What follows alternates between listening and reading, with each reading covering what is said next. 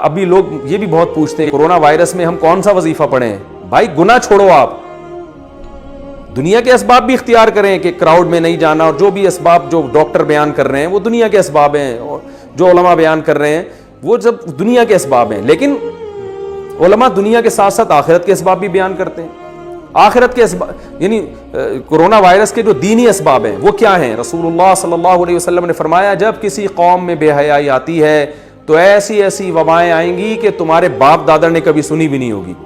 تو کورونا کی وبا سے اگر اجتماعی سطح پہ بچنا چاہتے ہیں تو اجتماعی سطح پہ بے حیائی سے بھی توبہ کرنی پڑے گی، وہ کرنے کے لیے تیار نہیں ہے۔ صبح شام فون آ رہے ہیں، کوئی وظیفہ بتا دیں، کوئی وظیفہ بتا دیں، ابے تو چھوڑ دے، ایک گناہ تو چھوڑ دو بھائی، تم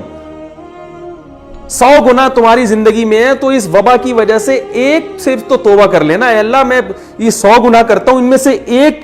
کو اپنی لسٹ سے زندگی سے نکال رہا ہوں، شاید اللہ کچھ رحم کر لے۔ گناہ ایک بھی چھوڑنے کے لیے تیار نہیں ہے، وظیفوں پہ زور لگایا ہوا ہے، ہر کام میں وظیفہ چاہیے ان کو۔ میں وظیفوں کا منکر نہیں ہوں، لیکن یاد رکھو کہ جو چیز جس چیز کا سبب ہوتی ہے نا، اس سبب کو ہٹانا پڑے گا آپ کو۔ جب تک وہ سبب زندگی سے دور نہیں کرو گے وہ مصیبت نہیں ٹل سکتی،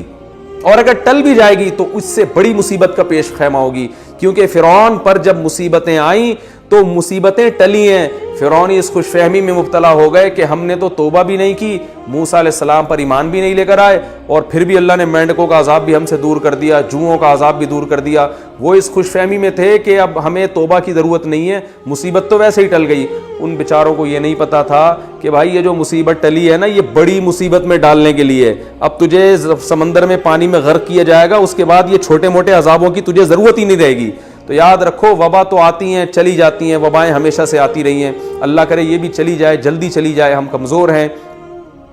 ہم اللہ کی سزا کا